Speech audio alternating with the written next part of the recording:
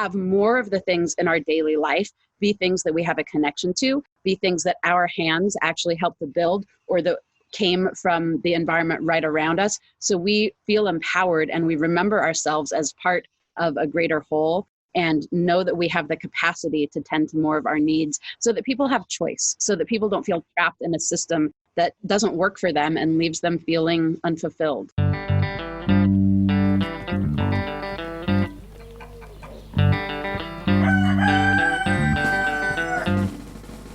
You've been hearing Woniya Thibeault of the Ancestral skills school called Buckskin Revolution. This is Aaron Moskowitz, and you are listening to episode 72 of the Get in My Garden podcast. Woniya was runner-up on the survivalist show Alone, season 6, where she survived 2.5 months in the far northern region of Canada. Today, she shares her ideas for how to foster the right mindset and have a high chance of surviving in any environmental conditions, and some simple practices we can all use to open our senses to our environment and connect with our landscape, wherever we are located. Then, Woniya talks about her experiences teaching people about ancestral skills and all the awesome programs she has created through her business, Buckskin Revolution. You can follow her work and learn more about her by searching Buckskin Revolution on social media and online.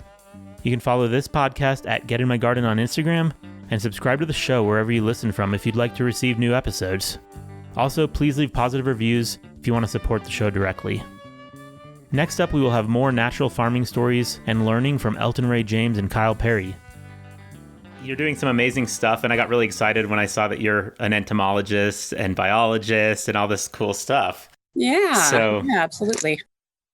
I feel like a lot of folks these days focus on my, like survival stuff and not what I feel like is just as important, which is my background in like permaculture and subsistence farming and off-grid living and like the things that I actually do in a more daily life way than like these extreme survival adventures. So yeah, it was a nice invite to get. I've been getting a lot of random ones and not doing all of them, but this one was like, oh yeah. Well, I'm so grateful. Thank you. Of course, your claim to fame at the moment is that show, but I think that that's just one thing. I think the future, you don't know what your next claim to fame will be. Maybe Right. It will be. So I was very blown away by your experience and, like I said, your connection with Mother Earth.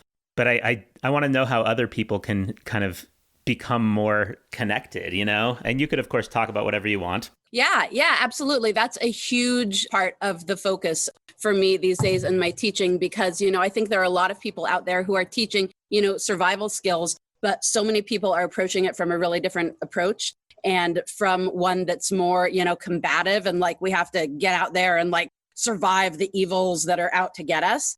And to me, right off the bat, you're just setting yourself up for a much more grueling experience. One of the classes that I'm most excited to teach these days is called Connection is a Survival Skill. And the degree to which, the mindset that we carry out there, it's more important than the physical skills we have. Because when we are approaching, a potentially difficult situation from a place of fear and panic, then we automatically lose a big part of our brain capacity. And so it doesn't even matter how big a skill set we have because we might not have those skills available to us. We're in adrenaline fight or flight mode and we lose so much from that place. So if we can be in a place where we feel calm and centered and grounded from the outset and where we're looking for the blessings instead of what's out to get us and find a way to love our experience and find the gifts in the challenge, that's going to make a huge difference. And that's very much what I tried to exemplify out on Alone. But yeah, I went out with a lot of intention. And these days I'm so busy with a lot of the stuff I'm trying to launch that I'm not bringing the same intention to my life as I was to this like extreme survival experience. So this is a really good reminder for me too. Having routines in place that are a reminder of connection, I think are really, really critical. One quote that I really love from some teachers of mine is when things are hard, we're going to fall back to our best practices, not our best ideals. So if you don't have something set up in your daily life and you're not in the regular habit of looking for the gifts in your challenges or looking for connection or having a gratitude practice or an offering practice, you're much less likely to have that when you're under stress. And that's the time that you really need it. That is so valuable. Yeah. So, I really like to start the day with a morning practice of just kind of dropping in. I really recommend a sit spot practice, getting out somewhere wild or somewhere that you have capacity to check in and drop in with the greater world around you. And whether that be, that you live in an apartment in New York City, and that just means sitting next to a window and watching the clouds or looking for a stray pigeon, or whether you live somewhere where you have access to get out into a more wild space, but just taking a moment to start your day from a place of calm and from a place of opening your senses to what's around you, rather than getting caught up in the squirrel cage of your to-do list and, all of the pressures that you have. Because that start of your day is going to really hold the energy, for your whole day, and giving yourself whatever it might be, even if it's just the couple minutes while you're brushing your teeth to set a good intention, that's huge. And that can really change your day. And every day that you changes your life as well. So, well, I think that on the show, so many people went in there with tactical experience, and they had military backgrounds, and they were the first to fall, it seemed like. So the people who made it so long really had a good mentality and connection. Absolutely. And I think that the real difference between the more military survival training and strategy is most folks in the military, you're in a survival situation going into it as something that a problem has happened, and you're just trying to survive until you can get rescued, which is entirely different than like going out into the woods because you love being in the woods and because you're after the experience of it. You actually want to be there. That's a huge difference. And I think that myself and Jordan and Nathan, who, were the last 3 people out, all of us are people who spend a lot of time in the wild because that's something that we choose. I think that it came through as a huge difference for sure. No kidding. Yeah. So I like the idea of, morning ritual for people who are in the city, no matter where they are. And I did see a video where you were talking about you grew up in an area. At one point you were living in a gated community, but even there you were able to connect. And so how do regular people connect more? I mean, beyond morning routine, maybe? Do you have suggestions? Oh my gosh. Yeah, I have heaps of suggestions. So yeah, for me, one practice that I find really powerful is it's great to learn everything that you can about the ecology in the area. But I think 2 really wonderful gateways are plants and birds, because they're pretty ubiquitous. Wherever you are, even in the city, there are a lot of different birds. And, the human ear is actually tuned to the frequency of bird song. So we have this innate ability to really key into what the birds are saying. And starting to pay attention to that and having some part of your awareness in that field is going to have you connected to something outside yourself in a more regular way. And it's one of the key things that we can kind of know what's happening in the landscape without giving it our full attention. So if I hear, a sudden intense cawing, then I know that there's something going on in the avian world. Another thing is, again, plants, because, plants are everywhere.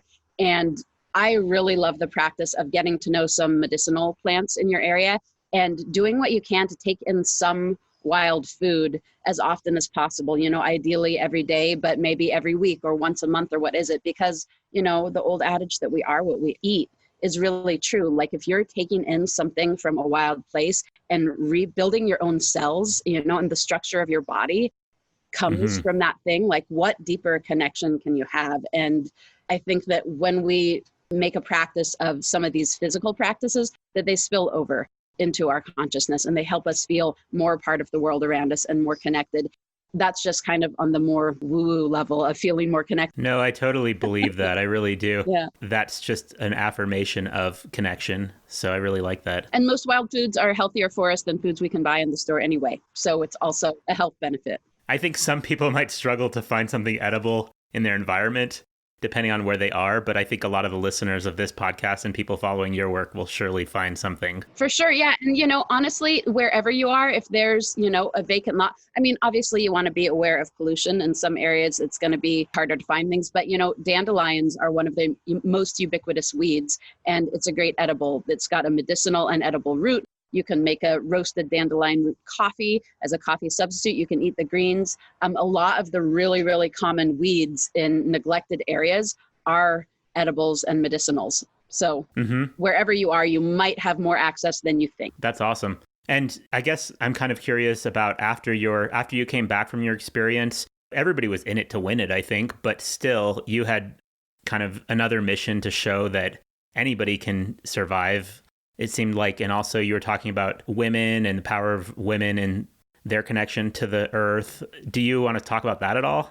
Sure. Yeah, happily. Yeah. And I will say that, sure, it would have been great to win, but yeah, it's definitely true that that wasn't my main goal. To me, I knew that the better I did out there, the more I proved my point that coming from a place of connection and reciprocity is a really valid survival strategy. So in that, I was attached to doing well, but mostly I just wanted to be out there as long as I possibly could because it was amazing and I was loving it. That's awesome. Yeah.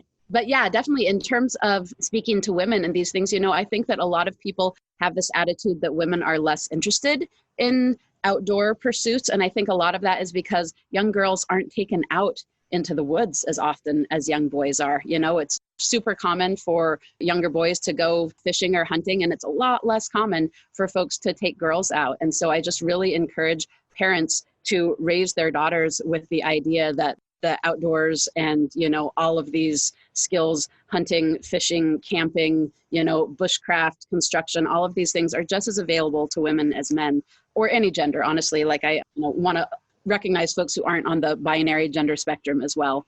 But particularly in terms of, some of the things I was talking about there was women's physiology is really geared towards long-term survival because we carry the seed of the species, right? If you have, if we had apocalypse and 40 people survived and 39 of them were women and one of them was a man, well, the species would carry on because you could have 39 babies, depending on the fertility and circumstances and such. But if you had one woman and 39 men, that's one baby that carries on into the next generation, right? So evolution has favored women to be better able to deal in situations of adversity. We tend to have slower metabolisms. We tend to be really good at multitasking instead of, more singular focuses. And, and we tend to be really good to tending to community, right? Because we evolved to care for children and babies. So that means that we have all of these really strong capacities for surviving in difficult situations. And often that's not recognized in women. They're viewed sometimes as the weaker sex or what have you. And I just think that that's a distortion of reality through history of, patriarchy around the globe. Mm-hmm. I think it's really important for women to, instead of saying, oh, we're going to all, we're all the same, like we're all just humans. I'm like, well, no, women have superpowers that we should focus on because I really do believe that. And like you said, physiologically, that there are differences. I mean, I grew up with a sister and a mom, and they both had their focus level is very different. Like they can focus on the environment in a different way than a man. I feel that. So that's all valuable.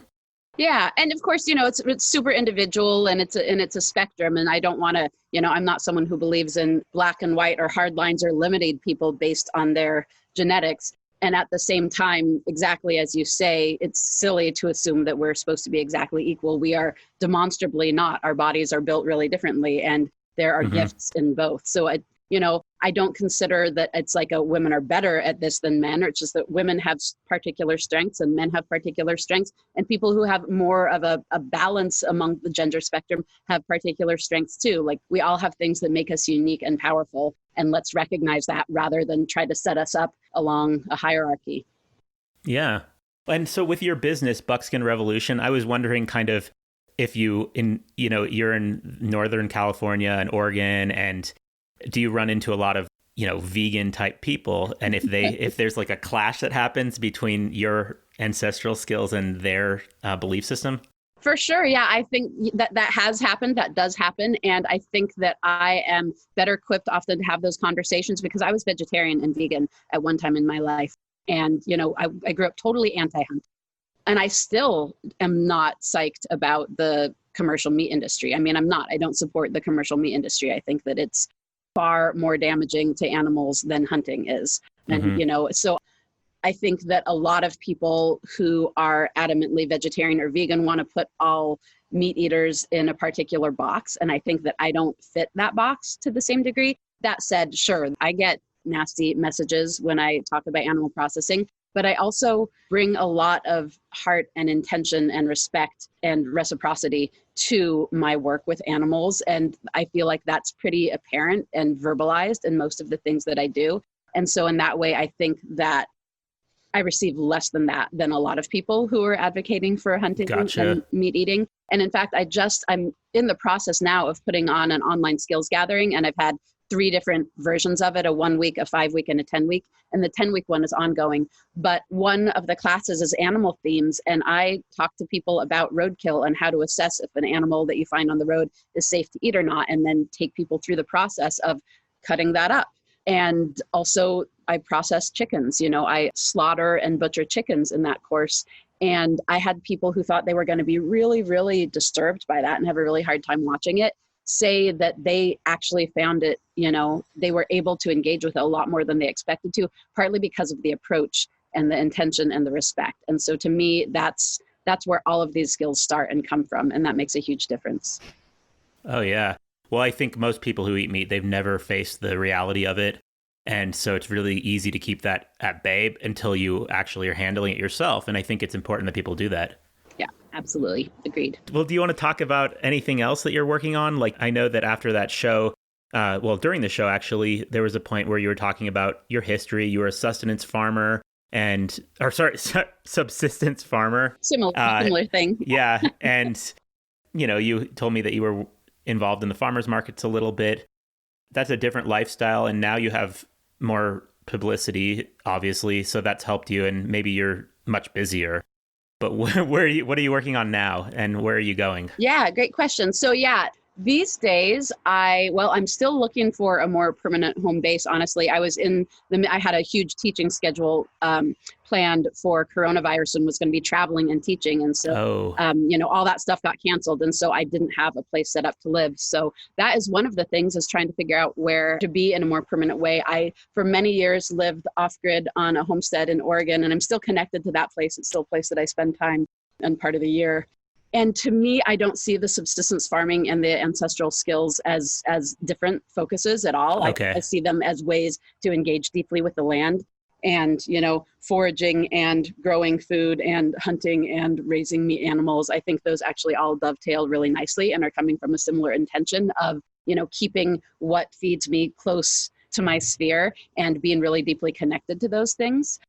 I definitely have a strong goal to get back to that type of lifestyle. And right now I'm trying to focus on, because I have, the show just came out, a year ago. And so I have this brief window of heightened publicity while I'm more on folks' radars because of that. So I'm trying to really focus on Buckskin Revolution and work with what I was doing on the show, which was trying to inspire people to feel capable of this stuff themselves, and now give them resources, give them places to go with that and skills to build. So one of my big projects has been an online skills gathering that I put out starting June 1st. And that takes people through, a lot of deep background in ancestral and land-based living skills. So we have 5 different theme days, from ancestral and bushcraft basics to plant themes and animal themes and handcraft themes, and then larger picture themes.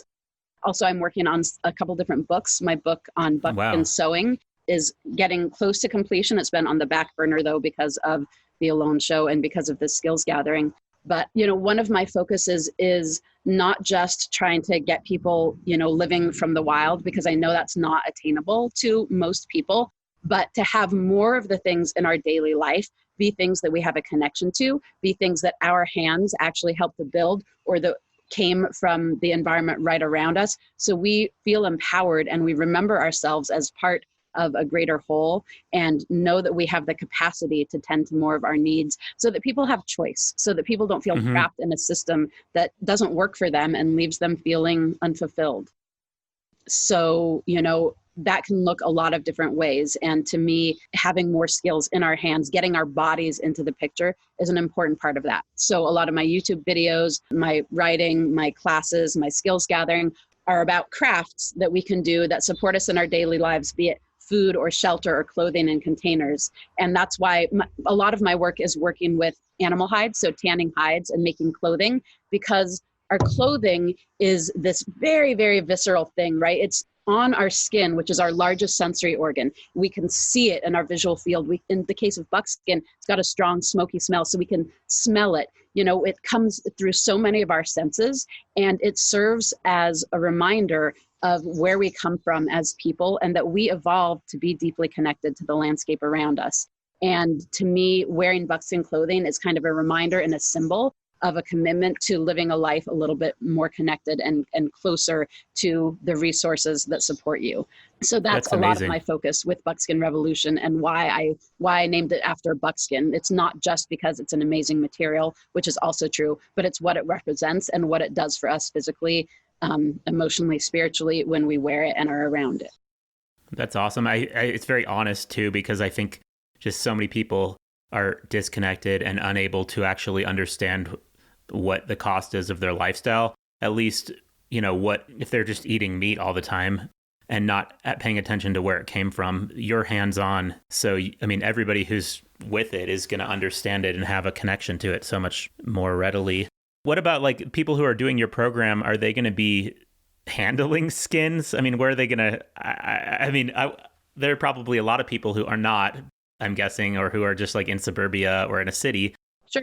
But they're still going to learn so much, right? Yeah. So, it's available to anyone wherever they find themselves. And some people are just watching the videos and, logging the information. And some people are getting themselves some of the materials. It comes with a materials list. So I've had a lot of folks do some of the plant things. There's the plant themes day. There's a lot of herbal medicine and that stuff that's more accessible to a lot of folks and that you can do in your kitchen in the city, as opposed to tanning hides is a little bit trickier for some folks.